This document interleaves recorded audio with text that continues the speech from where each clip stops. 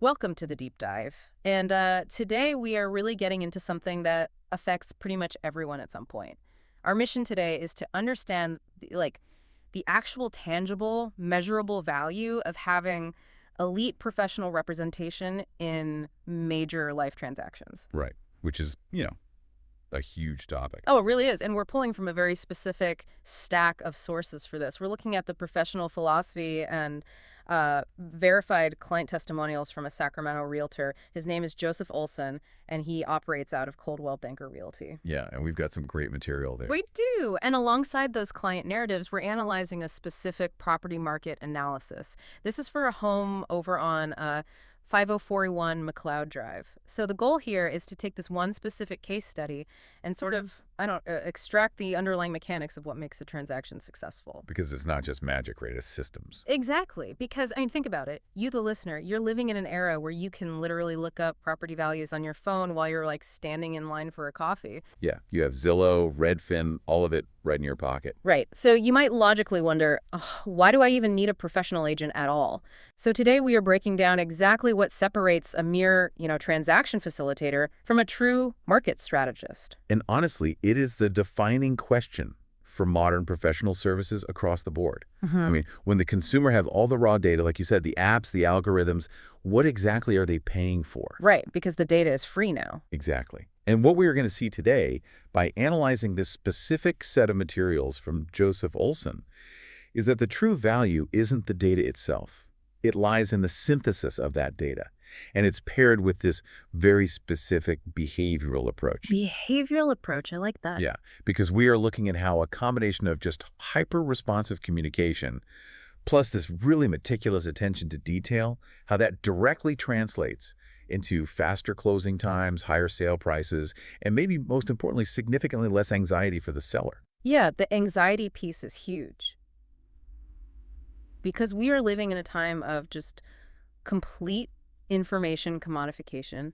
Think about it. You can open an app right now and look at the historical price trends in your exact zip code. Oh, yeah. You can check the exact square footage of your neighbor's lot. You can see satellite imagery of their roof. The asymmetry of information where the professional, held the secret book of data and you had to pay just to look at it, that's completely gone. Right. It's totally democratized. So if I have the map on my phone, why am I hiring a guide? Well, because the map doesn't tell you what to do when a sudden storm rolls in, or what happens when the terrain on the map suddenly doesn't match the reality on the ground. Which happens a lot in real estate. Constantly.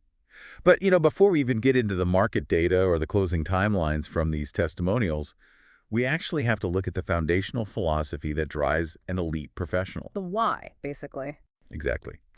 The sources outline Joseph Olson's stated motivations for his career, and they provide this perfect lens for a concept in behavioral economics that we call risk alignment. Okay, let's look at those motivations then. On his platform, Olson points to two specific reasons for doing what he does. First, he cites a fundamental passion for houses, neighborhoods, and communities. Right. And second, he states a belief that deep, life-affirming satisfaction only comes from helping others. He lists his core values as integrity, honesty, respect, and excellence. Which is quite a list. It is, but I have to be honest here. When I read that, a little alarm bell goes off in my head. Oh, really? Why is that? Because, come on, every corporate mission statement in the world claims they have integrity and a passion for the community. Yeah, that's fair. It just sounds like standard marketing copy, of course you're going to say that. No, it's entirely fair to be skeptical of the stated values. Oh. We all should be. However, in the context of professional representation, we have to evaluate whether those stated values actually manifest into an operational framework. Okay, so how do they act on it? Right. In economics, we look at the difference between a transactional mindset and a relational mindset. Break that down for me. Sure. So a transactional professional views you, the client, as just a singular extractive event. The goal is volume. Just churn and burn. Exactly. Get the deal done with the lowest amount of personal friction, collect the fee, and move on to the next unit. So it's basically an assembly line. It's an assembly line. But a relational mindset fundamentally alters that whole dynamic. When someone genuinely operates from the premise that their satisfaction comes from the client's long-term success, when they actually have a vested passion for the structural integrity of the neighborhood, they begin to treat the client's equity as if it were their own. Oh, wow. That's a big shift. It is. It elevates their function from a basic service provider to a true fiduciary. And, Mhm. a fiduciary is legally and ethically bound to put your interests above their own. Right. But when a passion for the community actually drives the practice, protecting your equity isn't just a legal obligation, it's a personal standard. That makes me think of the distinction between like an order taker and a strategist. How so? Well, if I walk into a fast food restaurant, the person behind the counter doesn't care about my nutritional goals. Right. They just want to know if I want fries with that. Right, they just punch the button. It's purely transactional. But if I hire a registered dietitian, they are looking at my blood work, my lifestyle, my long-term health. They take on my goals as their own personal project. That's a perfect analogy. Yeah, because if an agent is just an order taker, like, oh, you want to list at 500,000? Sure, I'll put it in the system. Yeah. They aren't actually guiding you. They're just facilitating your potentially flawed assumptions. That is an excellent parallel. The relational professional will actually tell you the hard truths because they are invested in the outcome, not just the activity. Right. But as you noted, lofty values are completely meaningless if they don't translate into execution. I mean, how does a passion for helping others actually look on a random Tuesday afternoon when the market is suddenly volatile? And that is exactly where the source material gets fascinating, because we move from philosophy directly into the mechanics of execution. Yeah, let's get into the data. Let's look at the speed of communication. Mhm. There is a specific testimonial here from a client named Joe Jeremiah, and the metrics he provides are staggering. They really are. So Jeremiah notes that when he first reached out, Olson responded quickly. But once the process actually started, Jeremiah received daily updates. And here's the exact quote, okay? That's right. He says, he responded to every call, every email, every text immediately. No waiting a day for a response, not even an hour, and not even 10 minutes. A response time of under 10 minutes. Sustained throughout an entire real estate transaction. That is a remarkable operational metric. And it's not like it was just an isolated incident either.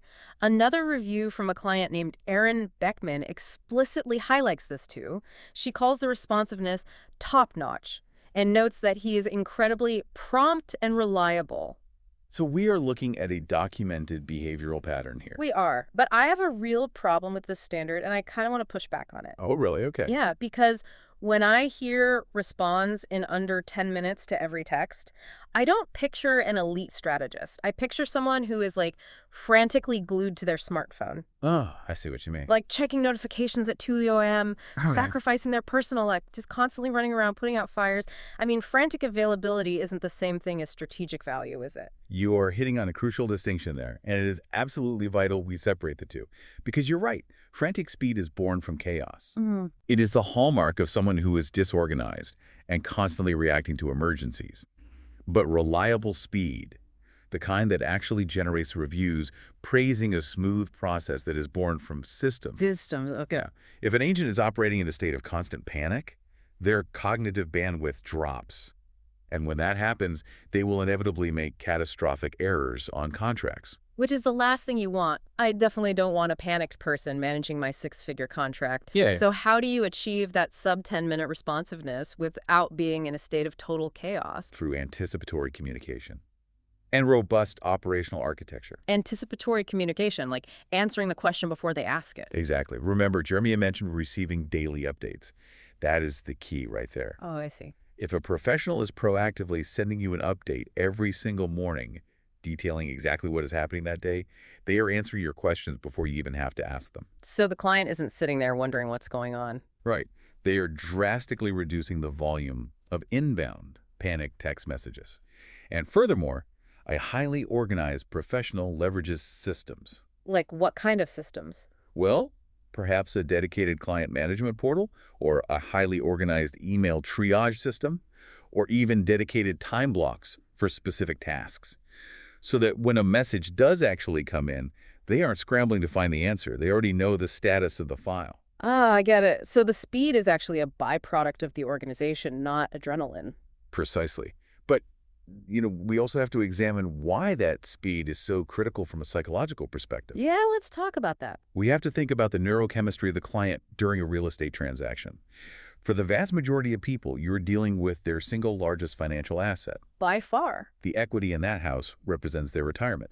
It's their children's college fund. It's their mobility. It is their ultimate safety net. Yeah, the stakes are incredibly high. It's not like waiting for a text back about where to go for dinner. Exactly. So when a client sends a message asking, did the appraisal come in or have the buyers signed the counteroffer, their amygdala, which is the fear center of the brain, is highly activated. They're essentially in fight or flight mode. They really are. Hmm. And in that state of uncertainty, 10 minutes of silence feels like 10 hours. Oh, totally. And the human brain abhors a vacuum. If you don't provide an immediate answer, the client's brain will just automatically fill that silence with the worst possible scenario. They will assume the deal has collapsed. I've absolutely been there. You send the email, you watch the clock, and by minute 15, you are convinced you are going to be homeless and living in a box. Right. So when a professional responds in under 10 minutes, they are not just being polite. No. They are actively managing the client's neurochemical state. Mm. They are performing active anxiety de-escalation. By closing that communication loop instantly, they prevent the client from spiraling into a panic. Which keeps them rational. Exactly. Which is essential because panicked clients often make terrible financial decisions. Like what? What do they do? Well, they might drop their asking price way too quickly or concede to completely unreasonable repair requests from the buyer just to make the anxiety stop. Just to get it over with. Yeah. Wow, that is a profound way to look at it. The responsiveness is basically a shield against bad decision-making. Yes. But, speed without accuracy is just rushing. If you text me back in 2 minutes with the wrong information, you haven't helped me at all. No, you've made it worse. Exactly. And this brings us to the next layer of the source material. Because this rapid response rate, it only works because it is anchored by an almost obsessive level of preparation. Which brings us to the concept of the comprehensive binder that's mentioned in the case study. Yes, let's look at Jeremiah's initial meeting, because Okay. this is fascinating. When Olson first meets the client at the property, he doesn't just, show up, shake hands, look at the paint colors, and give some smooth verbal pitch. Right. Jeremiah specifically notes that Olson handed over a very comprehensive binder. And this wasn't some generic corporate brochure. It was packed with granular data on that exact home, the recently sold comparable properties in the area, projected timelines, and a literal step-by-step breakdown of the entire process from start to finish. The physical artifact of the binder is just a brilliant psychological tool in professional services. Let's think back to cognitive load theory for a second. Unpack that for us. When a client is preparing to sell a house, their cognitive load is completely maxed out. They're thinking about packing. They're thinking about moving, their new job, getting the kids enrolled in new schools. The logistics are a nightmare. Total nightmare. So if an agent just verbally explains a complex 45-day escrow process while standing in the kitchen, the client will retain almost none of it. Right, it just goes in one ear and out the other because they're stressed. They're probably looking around thinking about all the stuff they have to put in boxes. Exactly. Mm. But by providing a tangible, comprehensively organized physical roadmap at the very first interaction, the agent achieves several things. First, it completely reduces the client's cognitive load. Because they don't have to memorize it. Right. They don't have to memorize the timeline. They can just reference the binder. And second, it establishes immediate, undeniable authority. It proves the professional did hours of customized homework before a contract was ever even signed. It sets the baseline. It says, I am not here to wing it. I have already built the architecture for your specific sale. Precisely. And we see this exact sentiment echoed in the other reviews, too. Aaron Beckman notes that every detail is addressed, and he ensures nothing slips through the cracks. Which is what you want. Absolutely. And then we have a review from Mulsonander, which details a moment where they hit a snag in the loan process, and Olson immediately got on the phone with the bank and smoothed it out. Now, for the listener who might not be deep into real estate mechanics, what exactly constitutes a snag in the loan process? Oh, that is a critical area to unpack, because it happens a lot. When a buyer submits an offer, they usually include a pre-approval letter from a lender. Right, saying they're good for the money. But pre-approval is not a final loan commitment. During the escrow period, the buyer's financial file actually goes into underwriting. And the underwriter's job is pure risk assessment. They are literally looking for any reason not to fund the loan. Wait, really? So they are actively searching for problems? Yes, they are. They are protecting the bank's money. So a snag can be incredibly minor, or it can be fatal to the deal. Give me an example.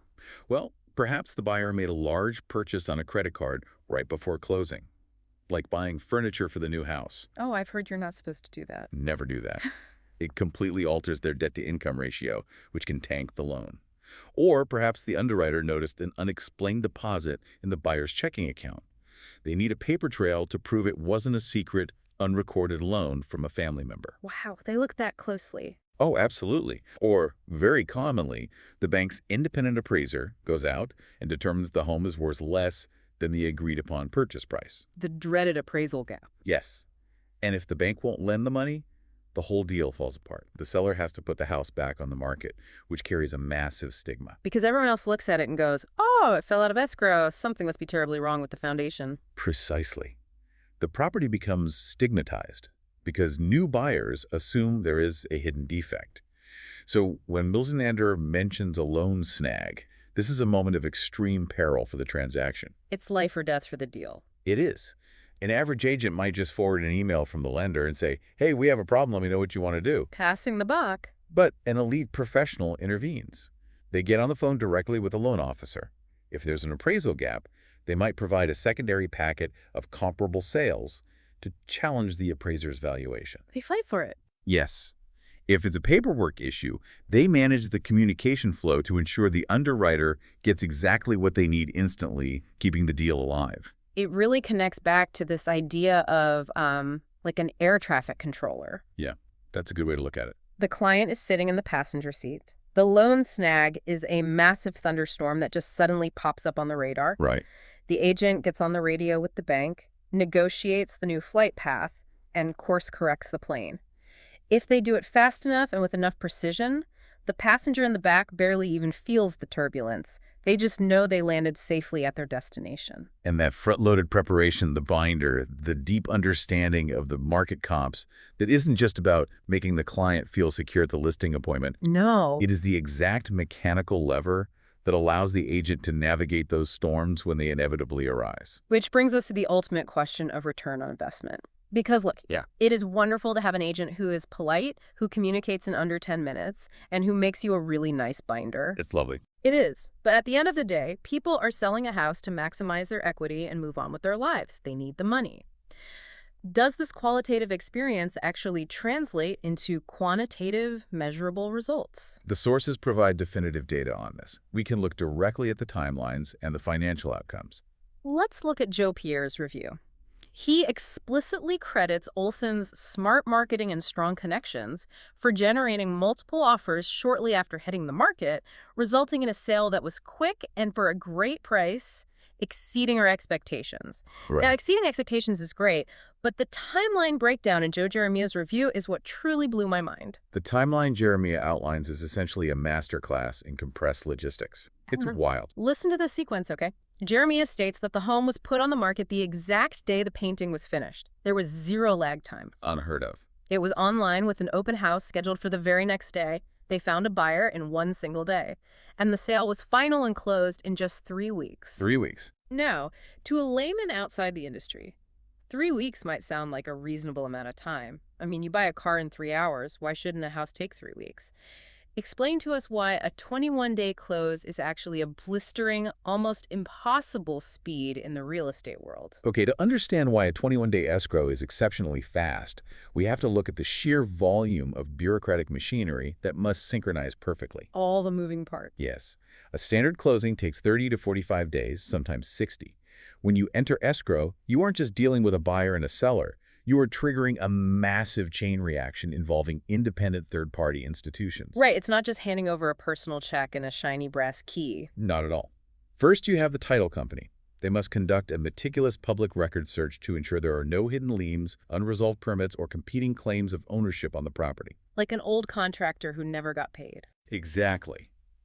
Simultaneously, you have the buyer's lender initiating that underwriting process we just discussed. The lender must order an appraisal through an appraisal management company, which is an independent third party. Right. You have to wait for the appraiser to have an opening in their schedule, visit the property, write a comprehensive report, and submit it back to the underwriter. And meanwhile, the buyer is what? Scheduling physical inspections, roof inspections, maybe a pest inspection. Exactly. And if an inspector finds a cracked pipe, that triggers a whole renegotiation period, which halts the timeline completely. So it all just stops. It stops. Any single delay in this ecosystem, An underwriter taking 48 hours to review a document instead of 2 hours? An appraiser being booked out for 2 weeks? A title officer finding an old mechanic's leak? Every single one of those acts as a bottleneck. Wow. To clear every single one of those hurdles, coordinate the funding of a massive six-figure loan, record the new deed with the county, and close all of that in 21 days. It requires absolute operational perfection. This is where we see the causality of the systems we discussed earlier. Exactly. Because you cannot list a house the exact day the painters finish unless you already had the photographer scheduled weeks or months in advance. Right. You can't hold an open house the very next day unless the marketing copy was pre-written, the flyers were pre-printed, and the digital ad targeting was already primed and ready to go. The 3-week close isn't a happy accident. No, it's not luck. It is the mathematical result of the 10-minute communication speed and the binder's preparation. Precisely. If the underwriter asks a question on day 12 and the agent takes 24 hours to track down the answer, you just lost a day. If the agent answers in 8 minutes, the file stays on the underwriter's desk and keeps moving. It's all connected. So Peer's review mentioned smart marketing, and I think this is a term that gets thrown around a lot. To a lot of people, marketing a house just means, taking some iPhone photos, uploading them to the multiple listing service, and sticking a wooden sign in the front yard. Sadly, for many agents, that is all it means. Right. But to truly understand how an elite professional extracts maximum equity, we need to look at how they analyze a specific asset. We need to examine how a strategist looks at the raw data of a property and Right. translates it into a targeted narrative. And we have the perfect case study in our sources. We have a market analysis overview for a specific property, 5041 McCloud Drive in Sacramento, California, zip code 95842. Let's break it down. Let's put on our strategist hats and look at the specs. It's a 1,478 square foot family home. It features 4 bedrooms and 2 bathrooms. It was built in 1974, has an attached garage, and a fireplace. Okay. On paper, that just sounds like a very standard, pleasant suburban box, but the expert analysis points out something very specific about what it calls the functional layout. Right. The relationship between the square footage and the bedroom count is the most critical piece of architectural data here. Why? I mean, a house is a house. Why does that specific ratio matter so much for marketing? Because it dictates exactly who the target demographic is, which dictates where and how you spend your marketing dollars. Think about the physical constraints of the space. Okay. Fitting 4 distinct bedrooms into a footprint of under 1,500 square feet is a very tight, highly specific design choice. Those are going to be relatively small bedrooms. Oh, yeah, that's a squeeze. A professional looks at that and immediately knows who not to market to. You are not targeting a wealthy retired couple looking to downsize into a luxury property with massive open-concept entertainment spaces and huge master suites. Right, they would walk into that house and feel completely claustrophobic. Exactly. So who needs 4 bedrooms but can only afford the price point associated with 1,400 square feet? Growing families. Growing families with strict budget constraints. Perhaps they have 3 children and desperately need the individual room count to avoid bunk beds. Or perhaps they have 2 kids and need a dedicated home office. So the marketing narrative shifts completely. You don't try to sell it as a, spacious, sprawling estate. No, that would be false advertising. Right. You lean into the utility. The marketing angle becomes, look at how incredibly efficient and functional this layout is. It solves your space constraints without pushing you into the $1,000,000 price bracket. Precisely. It is targeted utility. You stage the home to show exactly how a desk fits into the 4th bedroom. You highlight the schools and the neighborhood parks in the listing because that specific demographic cares deeply about child-friendly amenities. That is what separates putting a sign in the yard from smart marketing. Man, that's brilliant. Now, there is another data point on this McCloud Drive analysis that is absolutely fascinating to me. It notes that the property is coming off an off-market status. Yes. For the listener, what exactly does off-market mean in this context, and how does a strategist actually weaponize that status? So the multiple listing service, or MLS, tracks the status of every home. Off-market can mean several things. It might have been a pocket listing where an agent quietly shopped it to a private network without publicizing it to the world. Like an exclusive club kind of thing. Right. Or it might have been temporarily withdrawn by the seller to replace carpets or paint the exterior. Just taking a break to freshen up. Exactly. Regardless of the reason, when a property comes off that restricted status and is fully blasted out to the broader active market, It triggers a powerful psychological phenomenon among buyers. It's like the grand reopening effect. Yes, Yeah. exactly. Buyers who have been tirelessly refreshing their apps for months and feeling fatigued, they suddenly see a new opportunity. Fresh meat. A skilled agent will leverage this to create a dual sense of exclusivity and urgency. The implicit message is, this was unavailable to you before. The window has now opened, but because it's highly desirable, it will close very quickly. It's all about FOMO. It mentally resets the days on market clock, which is crucial because buyers tend to stigmatize properties that have been sitting visible for 60 days. They start thinking, what's wrong with it? Okay, I follow the logic on the layout and the off-market status. But the analysis includes one more point that I strongly push back on. Oh, let's hear it. The notes explicitly highlight that 5041 McCloud Drive has a consistent, reasonable property tax history. Now, forgive me, but why on earth would a buyer care what the previous owner paid in taxes? I love this question. Doesn't the tax basis completely reset the moment the property is sold based on the new higher purchase price? Why would you market a dead tax bill? It makes no sense. That is an excellent, highly analytical question. And you are entirely correct regarding the mechanics of tax reassessment upon the transfer of ownership. Right. The literal dollar amount the previous owner paid is functionally irrelevant to the new buyer's monthly payment. However, in elite market analysis, a consistent tax history isn't about the money at all. It is a proxy metric. A proxy metric for what? For long-term deferred maintenance and neighborhood stability. Let's look at the inverse scenario for a second. Okay. Suppose an agent pulls the public records and sees a chaotic tax and title history. The home has changed hands 4 times in the last 6 years. It's been owned by 2 different LLCs. The taxes show penalties for late payments. Yikes. That screams investor flip or maybe a distressed short-term rental. Exactly. And properties that are flipped multiple times in short succession often suffer from cosmetic, superficial renovations that mask deep, underlying structural neglect. Putting lipstick on a pig. Exactly. An investor looking to flip a house in 90 days rarely spends money upgrading the electrical panel or fixing a slight foundation-grade issue. No, they spend money on gray, vinyl flooring and quartz countertops. The stuff you can see in a photo. Right. But a long, consistent, reasonable tax history strongly implies the home was owned by a long-term owner-occupant. Oh, wow. I never considered that. It suggests the owner paid their bills reliably. And statistically, long-term owner-occupants are far more likely to perform preventative maintenance on the unglamorous systems of a house. The HVAC, the water heater, the roof, because they actually have to live with the consequences if those systems fail in the middle of winter. That makes total sense. They aren't going to freeze just to save a few bucks on a flip. Furthermore, it implies the neighborhood itself is stable. If the surrounding homes also show consistent ownership, it tells our target demographic, that young family needing 4 bedrooms, that this is a community where people stay and put down roots. It isn't a transient street full of rentals. That is brilliant. You take a deeply boring spreadsheet of public tax records and you decode it into a compelling psychological narrative about safety, security, and maintenance. That's the strategist at work. That is the synthesis of data you mentioned at the very beginning of the show. The raw data is just numbers. The professional interpretation of that data provides the true value. But, we must be careful not to reduce this entirely to data and operational systems. Why is that? Because if an agent is simply a highly efficient, hyper-responsive data-crunching robot, the transaction will still be incredibly unpleasant for the client. We have to look at the final, crucial component of elite representation. The human element. The human element. Right. The emotional intelligence required to manage the people, not just the paperwork. Let's revisit the client testimonials to look at this. Mills and Andrews' review specifically describes Joseph Olson as intelligent, compassionate, and friendly. Compassionate is a strong word to use for a realtor. It is, and they highlight a very vulnerable moment. They noted that whenever they were nervous or confused, which is totally natural for a buyer, he patiently talked them through it and got them back on track. Yes.